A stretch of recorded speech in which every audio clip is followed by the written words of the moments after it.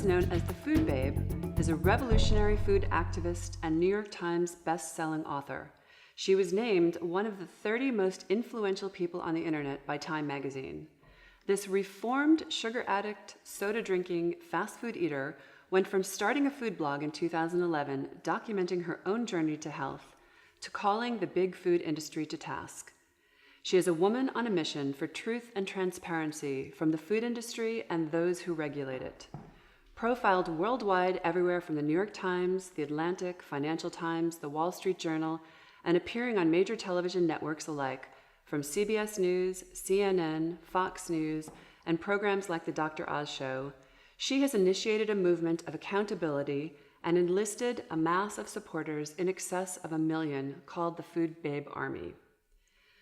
VANI is the founder of Truevani, a startup company offering real food without chemicals, products without toxins, and labels without lies. In her latest book, Feeding You Lies: How to Unravel the Food Industry's Playbook and Reclaim Your Health, she blows the lid off what goes on behind the scenes. More importantly, she paves a new way of thinking for us all to approach our own health options. She shines the light so that we can become our own nutritional advocates and truth detectors. VANI, thank you for sitting down with Best Self magazine today and for inviting us into your home and for your crusading voice in the world. And before I start, I just want to tell you that long before there was a Best Self magazine, a friend of mine who is a nurse and an RN and a nutritionist, Lisa Inglesby, introduced me to your work. And, you know, to think that at that point where I was just on my own journey of connecting the dots of body, mind, and spirit and the role that food plays in that, that I would be sitting here with you today is such an honor for me. Oh, well, thank you so much for being here. It is just a pleasure to have you in my home. I've been a big fan of you and what you're bringing through Best Self, and it's just magical to watch it all unfold. So I really appreciate you as well. Well, thank you. And this is a long time in the making because I've wanted to sit down with you for a while. But I got to tell you, we've got a lot to unpack. So for anyone in our audience that isn't familiar with your work, I would love it if you could just give us a little bit of background. Let's just take us through, how fast food ended up in a hospital bed and ended up becoming a food maven. And also to that point, just wanted to ask you, was there an event, what happened that sort of finally connected you to food as the source? Yeah, absolutely. So I grew up here in Charlotte, North Carolina with 2 immigrant Indian parents. And the first thing my dad actually introduced my mom to after they had an arranged marriage in India and came here for their honeymoon was a McDonald's hamburger. He's like, if we're going to live in America, we're going to eat like Americans. And that's how I was raised, as we were, one of the only Indian families in my school growing up. And I wanted to eat what everybody else around me was eating. And so I completely shunned my mother's homemade cooking, which the only thing she really knew how to cook from scratch was Indian food, the way she had been taught her whole life.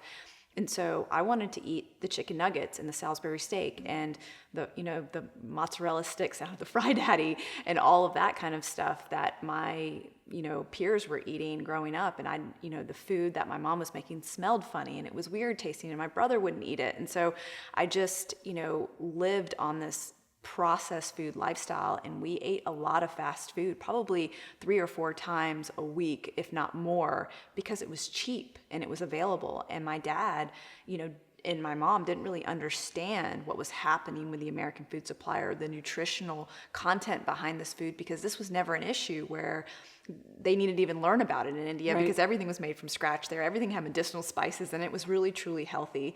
And as a result, I was very sick as a child. I had eczema, asthma, allergies, was always at the doctor's, getting a prescription drug, going on antibiotics. I was just, a sickly child. Just always didn't want to go to school. I just remember always trying to miss school, to not go to school because I never felt well.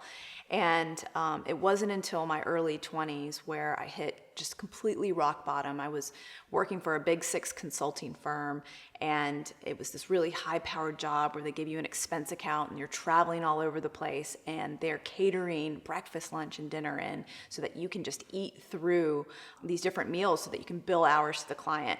And I was really just like letting my food be outsourced by this company, by this work, and just, trying to succeed. And I had a lot of ambition. And when you have Indian parents, they expect you to get a good job and, 401k and get, health insurance and do all of these things. And I just kind of was trying to live up to that idea. And as a result, my health just went down in the toilet. I not only gained close to 40 pounds, I just felt horrible about myself. I ended up in the hospital with appendicitis, and even to this day, they think, appendicitis is something that just happens randomly to people, but it's really, it's an organ in your body that is connected to your digestive system. And when it becomes inflamed, that's when, you have to usually have an appendectomy to get it out. Yeah, they're like, just take it out. Yeah, and they also say, you don't need it, right? You don't need it, but the science today actually talks about how you do need your appendix. It actually produces beneficial gut bacteria for your body and probiotics. And, it's so amazing what's happened in terms of my own understanding of even these like basic concepts that we've been taught in the medical system. Right. But going through this experience, recovering, and it taking me over a month to recover, when it was a time period of celebration and joy. It was December of 2002, sorry. Okay. It's just, I want to get the date right because it was such a monumental moment. Because right after that, I just made a commitment to myself, and I said, you know what? I'm not going to let any boss, job, or anything get in my way. I'm going to be just healthy. I'm going to learn how to be healthy. I'm going to take control of my food. And the first thing I did was just channel all this energy that I had learned in high school, where I was a top tier debater, was nationally ranked, was, recruited to college. That's no surprise to me. That came in handy. Yeah, it did. It actually did come in handy, right, with my career now. But back then, when I was doing debate, we didn't have Google. We didn't have the internet to just like go find information. We had to go like do the legwork, go to these law libraries and, go to the microfiche and print all this stuff out and carry it in big tubs of evidence all across the country to all these debate tournaments. And one year was healthcare, actually, when I was in high school, and I was learning all of these topics about health and using that to win debate rounds, but I wasn't applying any of that information to my own body or my own seeds. Yeah, it was planting seeds. And so I started to kind of channel that energy and was like, I need to figure this nutrition thing out. And one of the first books that I came across was Gabriel Kusin's Conscious Eating.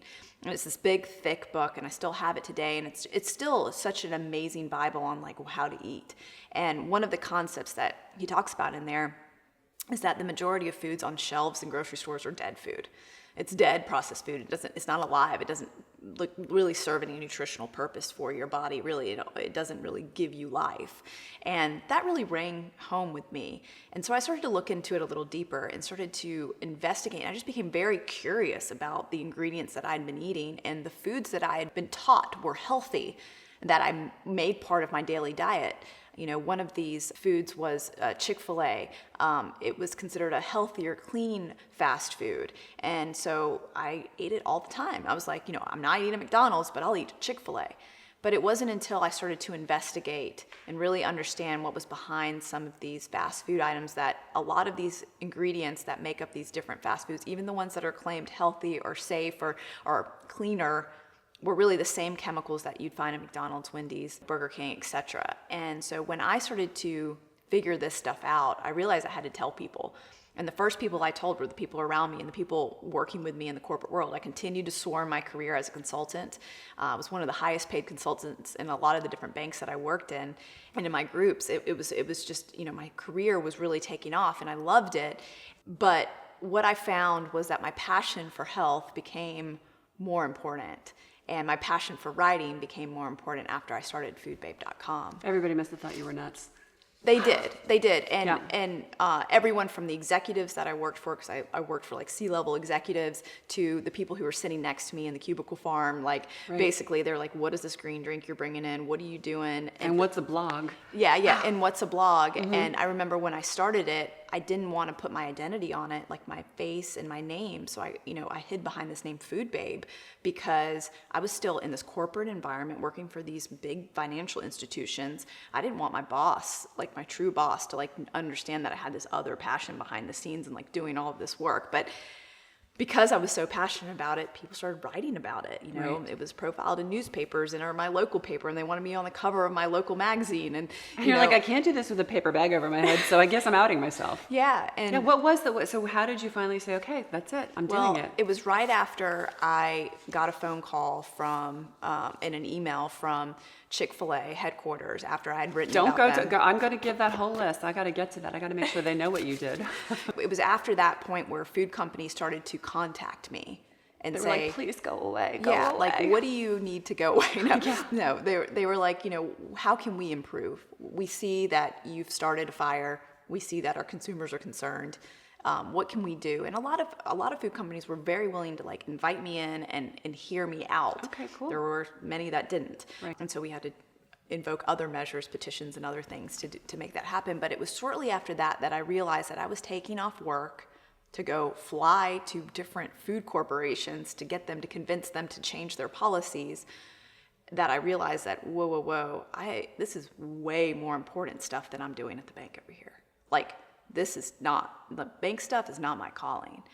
And I was reading Daniel Laporte's Firestarter sessions at the time, and I was traveling over the Christmas break, and it was the day the world was supposed to end, December 21st, 2012. Mm-hmm. The Mayan calendar, the auspicious day. We were actually on top of Machu Picchu that day, and I got an email from my boss saying that my project was ending, and if I wanted to submit a proposal to continue being a consultant at that financial institution. You're like, oh. And I just looked over at my husband and said, hey, I'm doing Food Babe full time. I'm not doing this anymore. And he, I expected him to say, how are we going to pay the mortgage? Who's going to pay how are we going to buy our organic food? Yeah, exactly. Right? And instead he said, what have you been waiting for? What have you been waiting for? So great. And at that moment, I had his permission. I felt like I had permission from the gods, and It's all lined up. And I get back, from my trip in January, and it's the beginning of 2013, and I'm like, you know what? What am I going to do now? And I'm like, how am I going to survive? Like, I need to figure out a way to make money doing this. I got to figure out what the next investigation is. And as soon as I put 100% of my energy and focus on this passion, it opened up just the Pandora's box of changes we were able to convince the food industry to enact. And it started with a petition that I started online to get Kraft to remove artificial food dyes. That petition went viral. It had over 300,000 signatures. I went to the Kraft headquarters to deliver those petitions. They wouldn't listen to us. And eventually, they listened, and now there's no artificial food dyes in Kraft. So yes, to that point, I want to make sure we don't gloss over this, because I have a list of things, because I think this is really important, that if I read some of these accomplishments, our audience will really absorb what your mission has been. And so you and your Food Babe army have been responsible for getting Subway fast food chains to remove the yoga mat chemical from their bread, to get Kraft to pull food dyes from their kids' mac and cheese products. Chick-fil-A went antibiotic-free after you stormed their headquarters with 200,000 petitions. Anheuser-Busch and Miller, of course. So that just needs to be corrected, sorry. Chick-fil-A, there's no petition for. Oh, okay. Yeah, that was just out of my meetings with them. All right, good. Yeah, Go yeah. Chick-fil-A. Yeah. All right. Anheuser-Busch and Miller Coors agreed to publish their ingredients. Starbucks removed a caramel coloring chemical from their pumpkin spice latte. Chipotle did away with some GMO ingredients. And Panera Bread got rid of 150 artificial additives. And I just wanted to really read that list, because that's some of amongst many, but these are brands that people will recognize and that they relate to and that they probably frequent. When did you realize the power of your voice, that not only you could do something, that you had to do something, and that we could enforce change and hold these companies accountable? I think my curiosity about ingredients and me sharing my own experience and using examples of like, the reason why I even looked into Subway is because my friend Wes, who worked with me at my job, ate it every single day for lunch. And I was like, and he was asking why I didn't want to go there. And I'm like, that just tastes really processed. And he's like, well, you convinced me, why I shouldn't go here. And I'm like, okay, I'll investigate that, right? And that's when I found out that they were using a chemical here in the United States in their bread and not elsewhere across the world because it's banned, because it's a very controversial chemical, and it, turns into a carcinogen when it's heated, all of these different things. And so, when I started to write about these topics, a lot of it hadn't been written about before online. We didn't really have, social media to carry this message either. And so because my ideas were so new and so bold in terms of just the truth and the honesty that I shared on foodbabe.com and not afraid to really just put it all in black and white, I think the community out there who was reading really appreciated that, and they also lived up to the challenge of sharing it and making sure the people that they love knew this information. And because the Food Babe Army is just this amazing group of people that not only care about their own health, they care about everyone's health. They were willing to just share this information in a viral way that made these companies have to do something about it, because they no longer could hide behind this cloak of secrecy about what's really in their food. So this amazing book, which is about to, it's like hot off the publishing presses, will be released by the time we go live with this. It's like you. It's mighty and packs a punch. And I've been following you, and I've read your other books, and I read your blogs. The thing that's so amazing about this book to me is that you just call it all out, and it's not like you're making unsubstantiated claims. You're doing the math for us. You're calling out the names, you're calling out the big food companies, you're calling out the front groups, you're calling out the people that are regulating or not regulating, or everything that's going on in the underbelly. It's all there. You've basically assembled the roadmap for people to choose what they want to do with this information. You're kicking the hornet's nest here, but it's undeniable. These are undeniable facts. Yeah. And like you said, we were talking off camera also. Tell me about the endnotes in the back of the book. Yeah, so, I went through hours and hours and hours of law review of my book because not only the publisher, but, just to protect myself as well of any legal issues with any of the statements that I make in this book, because I'm not only talking about ingredients and chemicals, like that was all about, that was in my first book. I talk about the ingredients and chemicals in food and how to get your body clean of those. This book is really about the manipulations, the tactics that the food industry uses to continue to use those chemicals in our food supply, to continue to convince us that their products are safe, that they use to convince the public that they need to focus somewhere else rather than really reducing the amount of food that they consume from these different manufacturers like Coca-Cola. This book is really the behind the scenes information that you need to know as a consumer. So when you see a headline that says something, whether you need to go through some investigation of yourself and go in and see who are the experts being quoted about this new health information. Are these people being paid by the industry?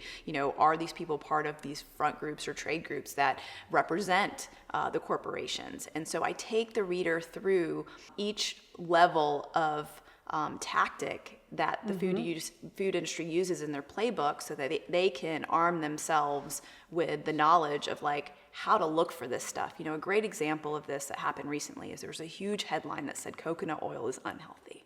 And it was everywhere. It was everywhere from like the front page of the USA Today to just about everywhere online. And people were sharing this article voraciously because there has been such a, increase of coconut oil users. Right, it's healthy, it's not healthy. Yeah, it's and like people have confusion. been using, and so there was this article that came out that was like, it's unhealthy. And because it was funded by the American Heart Association, just about every press writer, little red it heart got on into it. every news publication.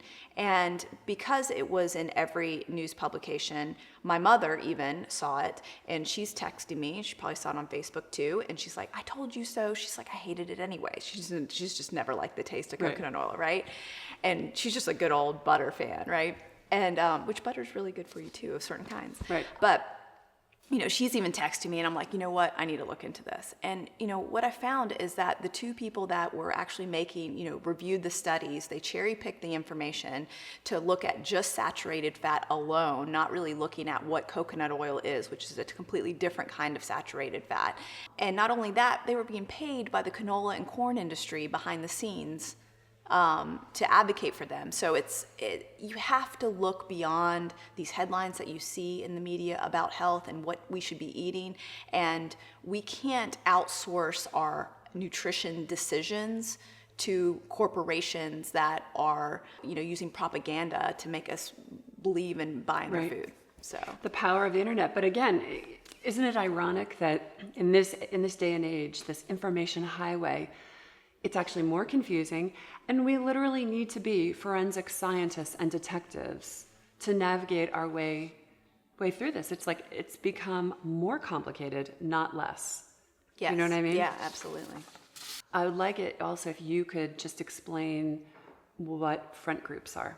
Yeah, absolutely. So front groups are groups that sound very third party, very independent. They have long, beautiful names like the American Council of Science and Health. And you think that they're like this nonprofit organization that has independent, that is completely, has your best interest at heart. When in all actuality, they're actually being funded behind the scenes secretly by the chemical and food industry. And this happens all the time, not only in the food industry, but in a lot of different industries. Right. Yeah. And you also deal with some of the surprises that you dive into diet foods and the myths that they're actually linked to gaining weight. Of course, we can't bypass sugar, and which is essentially the toughest drug to quit. But while I was reading it, I thought, how ironic, when I think back to days when I thought giving my son vitamin water or Gatorade at his sporting events was a healthy alternative. Yeah, and meanwhile, the Gatorade companies of the world are really funding the false notion that our kids are dehydrated, that they need these drinks. Right, of course, the dehydration. So we thought, we're hydrating, and it's healthy, and they're happy.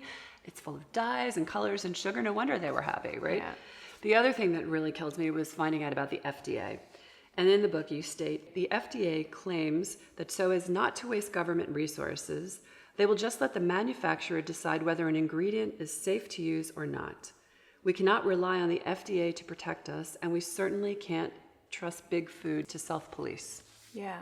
So there's this assumption that all of the food that is in supermarket shelves are safe, that it's been tested, that there's some regulatory body testing these chemicals and making sure they're all safe before they get into our food. No, that's just not the case. Our FDA has said many times that they're not capable of even handling that type of responsibility. They don't even have the resources to do that.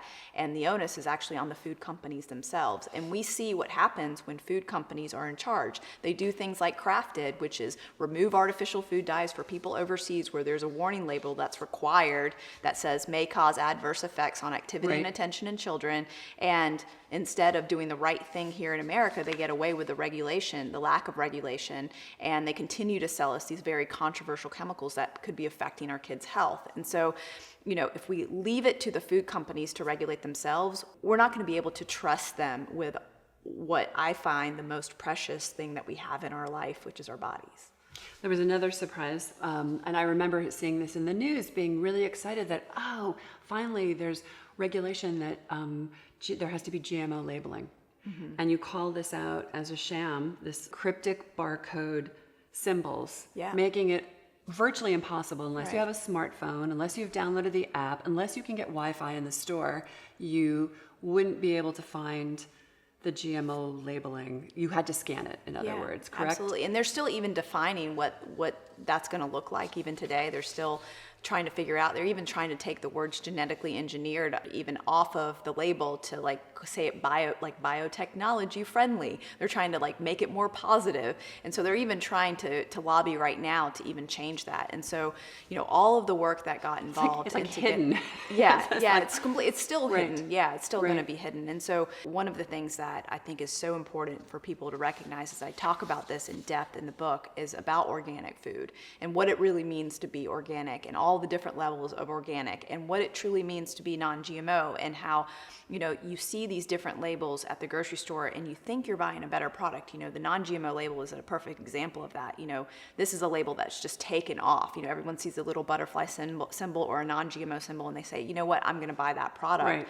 But what they realize is the reason why you really don't want to eat GMO foods, well, at least what I think the reason is because we don't want to eat the chemicals that are being sprayed on GMO foods. GMO foods are the ones that we have prominently in this country have been designed to withstand heavy doses of Roundup, the chemical that Monsanto sells, that one of the main ingredients in Roundup is glyphosate that's linked to cancer. And, those seeds are patented to withstand the heavy doses of this.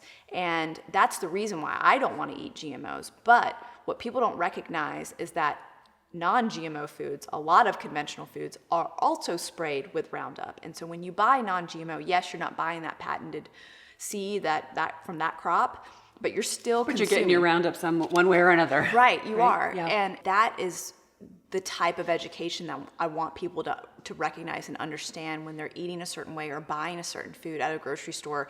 I want them to know what they're actually getting, not just a label, not fancy marketing that the food industry uses to get you to think that their food is healthy. Okay, so there's one thing that I don't want to gloss over. You made reference to this. In the book, you said, do Americans care less about their health than people in other countries do? Some say so. However, I'd argue that if most Americans knew food companies are selling similar products overseas with healthier ingredients, they'd be outraged. I know I am. And I was outraged just reading it, particularly to know that there are American companies, fast food companies like McDonald's, who sell a certain kind of French fry here and a certain kind of French fry in the United Kingdom. And that certain kind of French fry in the United Kingdom has a lot of chemicals eliminated from it because they won't tolerate it. They won't tolerate those things.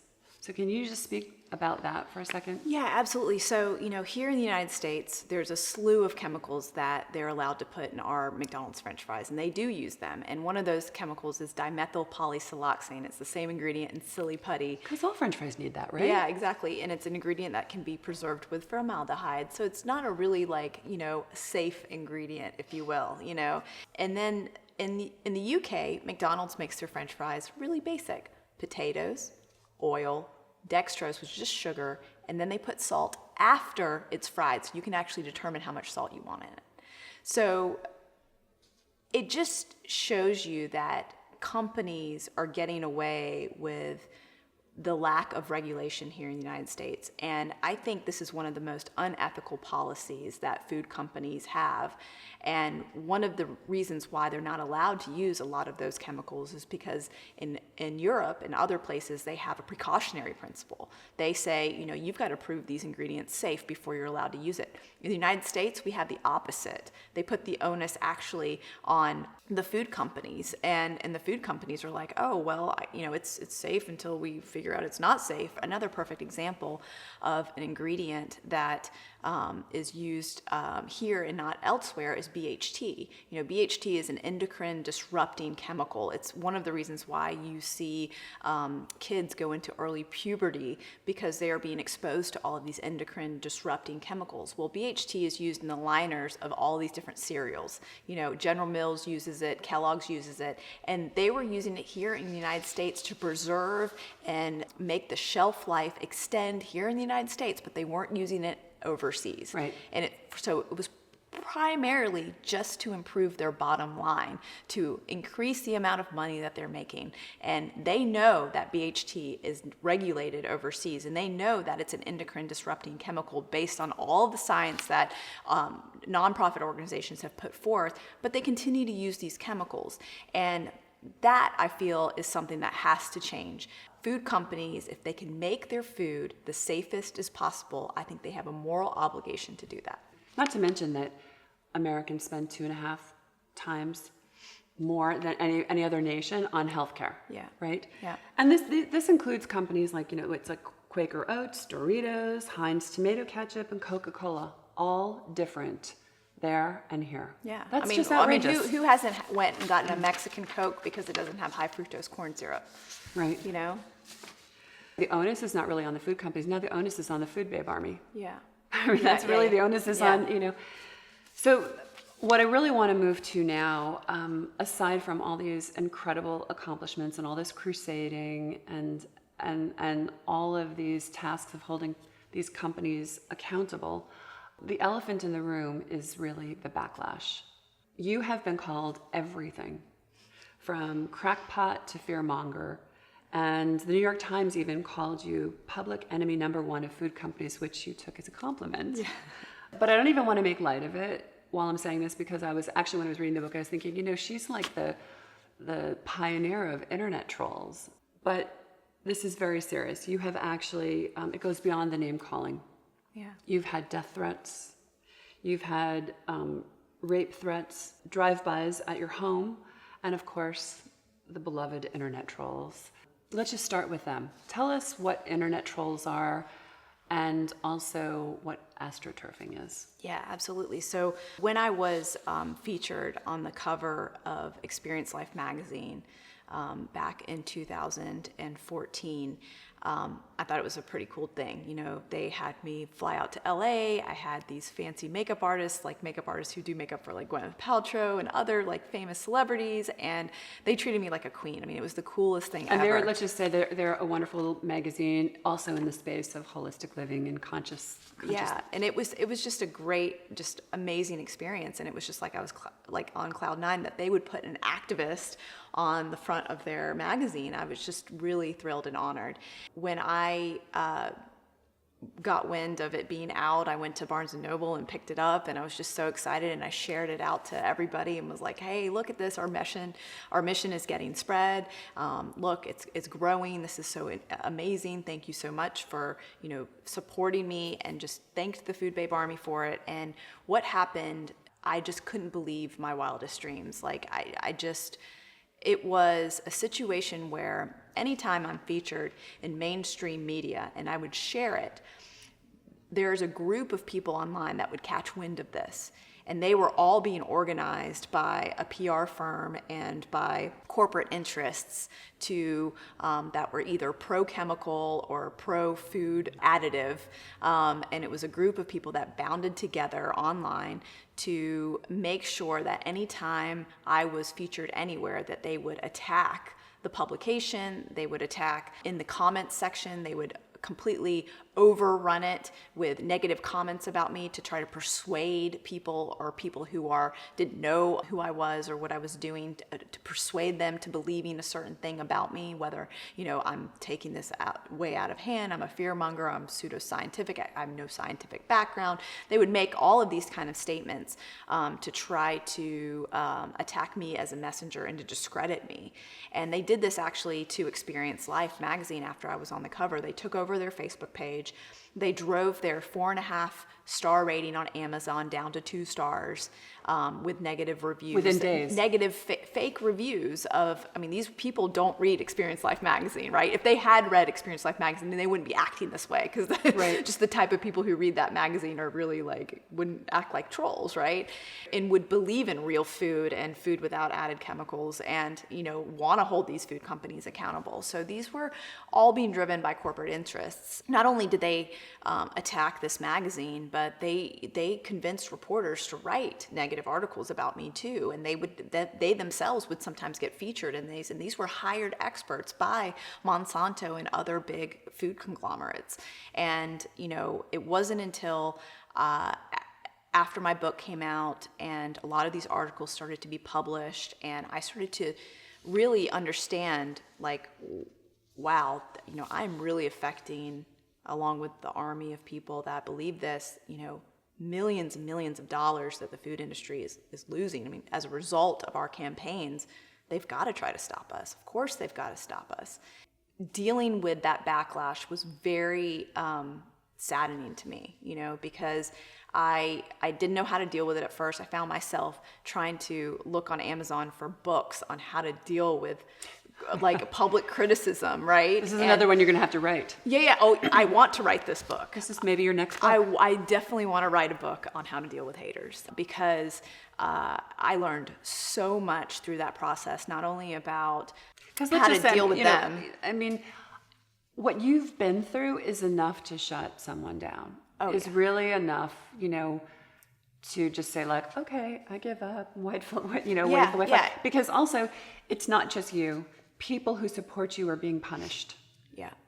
Yep. That's the power of lobbyists. They actually would online shame anyone who would support me. So not only if it was a magazine supporting me or a media article supporting some of my accomplishments, it would be even if someone said, hey, I love the Food Babe, here's this article she wrote, isn't this interesting information, everyone needs to read this, and in the comments you'd see online trolls shame the person for sharing something from me, saying, don't you know she's an idiot, she's a bimbo, they'd make up everything they could about me to get someone to their focus, take their focus, their eye off the ball, not talk about the ingredients or the food companies and all the unethical policies that are happening or all the things that I've uncovered in investigations about the harmful ingredients in a lot of these foods.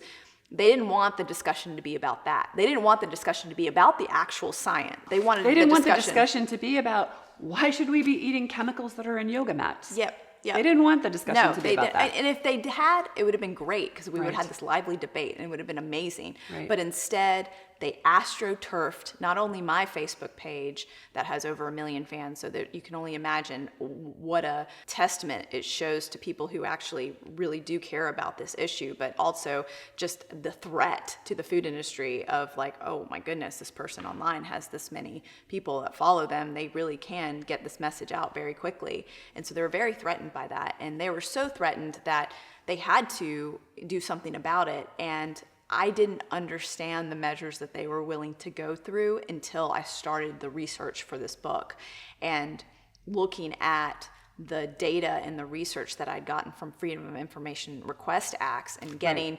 emails that were public. They're in the book. They're in the book. Yeah, they're in the book. And emails from different experts that were quoted to really be the antagonist in all of these different articles and seeing where their motivations lied. And it was right there in black and white. These people were being paid by the very companies I was targeting. Right. So this, I'm just going to reiterate it because I think it was such an important thing about this book. You have the names, the companies, the emails, the data, the trail. Now do with it what you choose. Yeah. Right? And again, like you said, it's a conversation. People have the right to know the truth about what's in their food. People have the right to know that they can heal. People have the right to know that their body has an innate ability to heal itself when supported. Yep.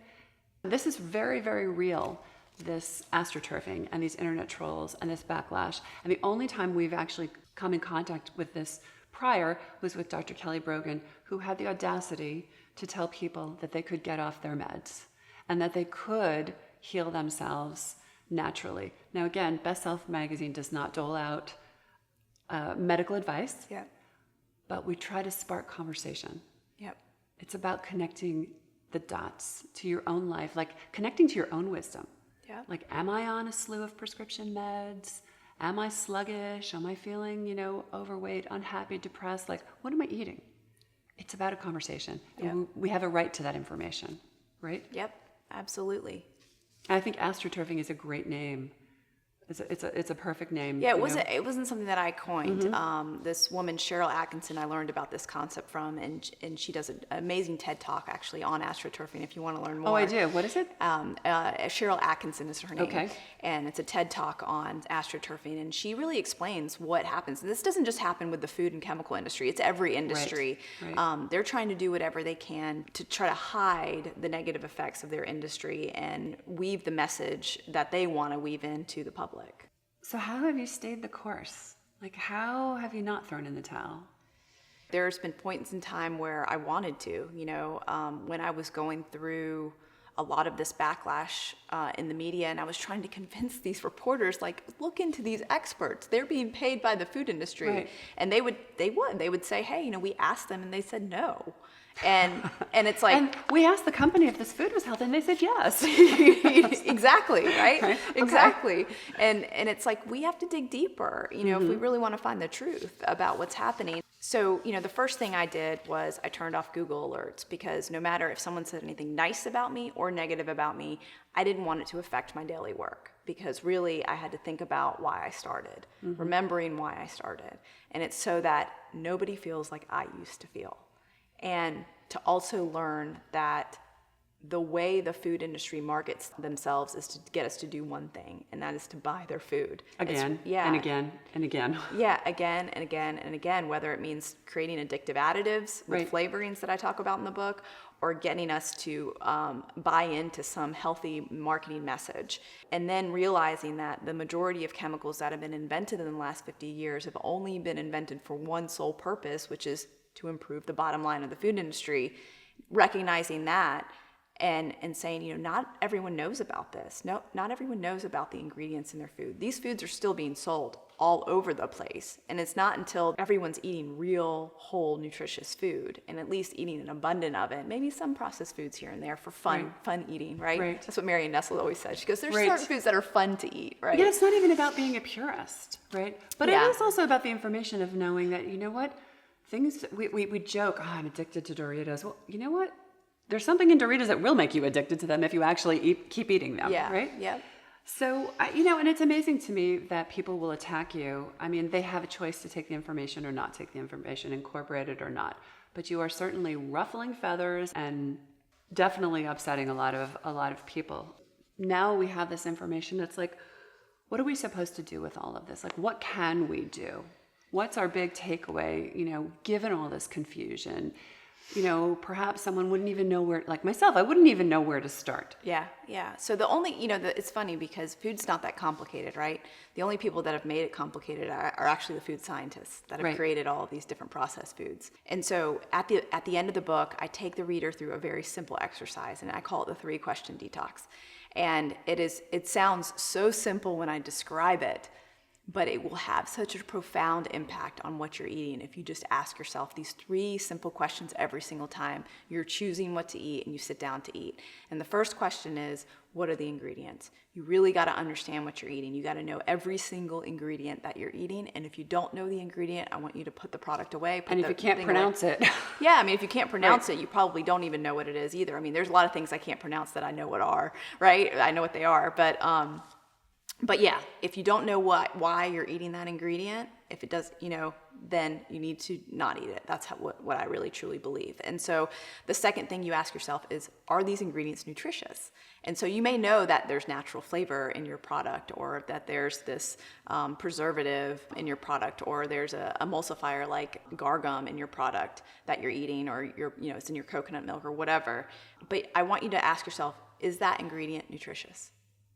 And you'll start to say, is it nutritious? Is it actually nutritious? And you'll start to make these connections in your head, and you'll start to see, oh, wow, there's a lot of ingredients that I'm eating every single day that aren't nutritious. They're just there, again, to improve the bottom line of the food industry, or to create some texture or mouthfeel or some uniformity, or improve shelf life of this product. It's not really for my health. And then the third question that I want people to ask is, where do these ingredients come from? Do they come from a laboratory in a chemical factory that food scientists are making? Are they coming from a factory farm, from cows that are fed growth hormone and raised on routine antibiotics that fatten them up? Where's your food coming from? And once you start to ask yourself those 3 fundamental questions every single time you go out to eat, or sit down to eat, or cooking your food, and looking at what products you're bringing into your house, you will make better choices. And you also give lots of suggestions, like really empowering us to claim our own voices in this, right? Yes. So demand food regulation, demand food transparency, sniff out the truth, look at who's funding the research. And I love this one, follow the money. Yeah. And vote with your dollars. Yeah, absolutely. Somewhere in the book you said, if we were all eating real food, the big food companies would be out of business. Yeah. Right? They would. So I would love to know, you have a young child and how fortunate she is to be raised in, she's just came into this world and she's being fed real food, and that's going to give her a great advantage in her health going forward. If you could wave a magic wand right now, just in your work and in this arena in general, what would you wish for? I probably would wish, you mentioned my daughter, and I'm always having this discussion all the time. People are like, what are you going to do when she goes to school?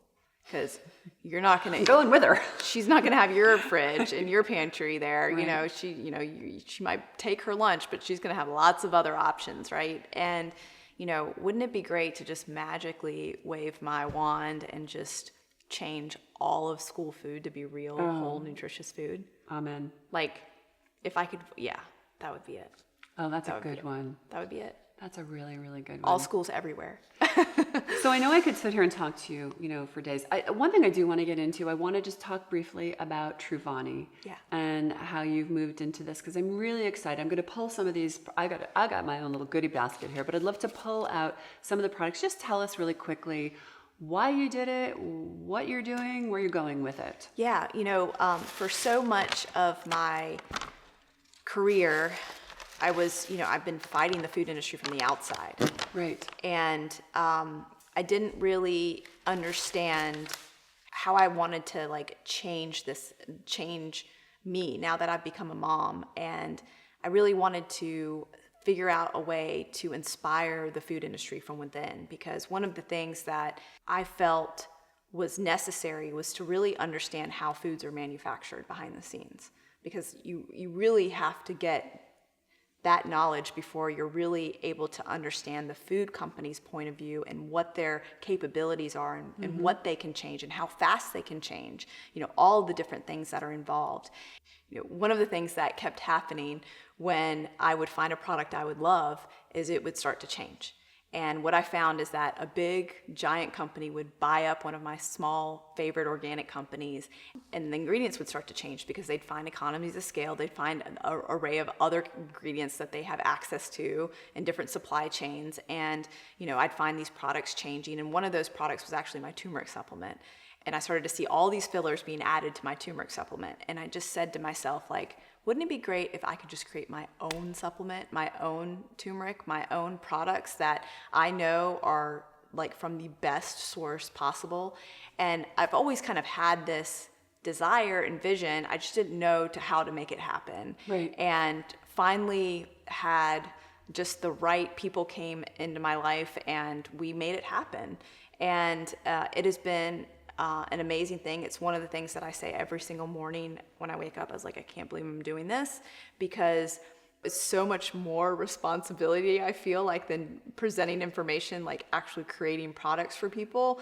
And it has been such an incredible thing to teach me about what's really happening in the food industry. For example, literally from A to Z. Yeah, from A to Z. I thought I knew a lot.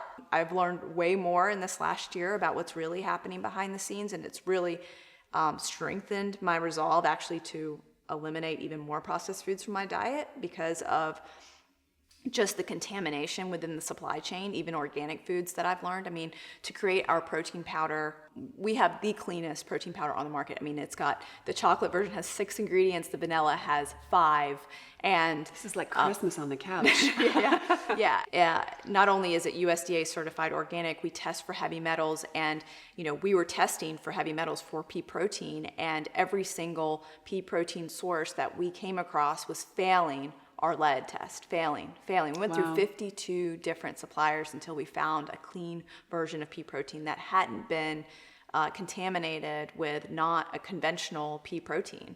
And so knowing that that's happening out there, and knowing that, whoa, I was consuming a lot of different other brands, and are they thinking it was healthy? Yeah, thinking it was like clean and healthy and Right. safe. And, are these other brands going through these type of rigorous tests? And a lot of them aren't. And so it makes me really proud to know that I've created a company that truly believes in like the safest ingredients. And we don't believe in any unnecessary ingredients too. Like, I'm always getting pitched from our manufacturer and others like, hey, what do you think about this ingredient? Because it's going to extend the shelf life of this. One of the things I've always wanted to create is a bar. We just haven't been able to do it yet. You said a bar? A bar, yeah, like a food bar. Oh, I was like, a bar? We're going to go have some wine? No.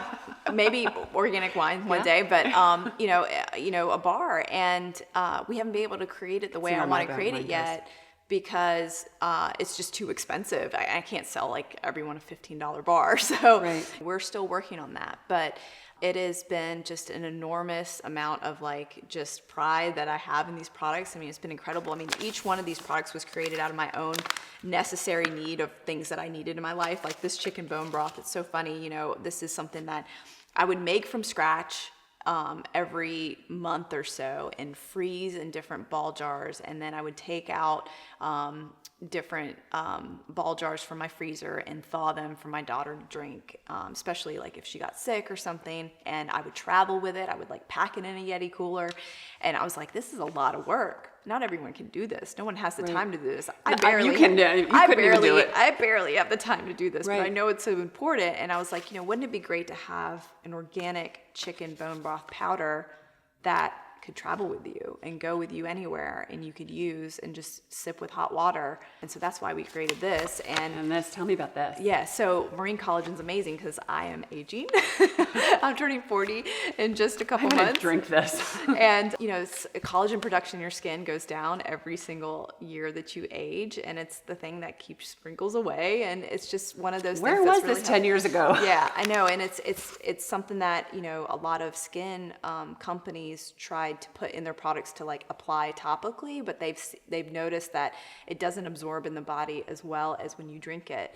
And so how much do you recommend? It's just a little scooper in there. So every day. Yeah, every day. And what's this one?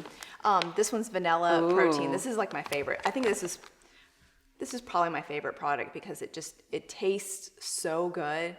It is literally only 5 ingredients, and it's ingredients that you recognize, you use in your own kitchen. What a concept. It's amazing. Beautiful packaging. Yeah. Congratulations about this. Thank you. And honestly, thank you for doing this and for staying the course. And it seems like such a natural evolution for you. There was something I also read that I would like to invite you to read, again, just to celebrate the Food Babe Army. But I would love it if you would read a portion, I have it printed out, the portion of the Food Babe Army mission, so that people really understand what it is that you stand for and what your vision is. Yeah, absolutely. Our mission is to create a healthier world full of the most nutritious, safe, and wholesome food to feed ourselves and our families. We create public awareness about what's in food, how to make the right purchasing decisions at the grocery store, and how to live an organic lifestyle in this over-processed world.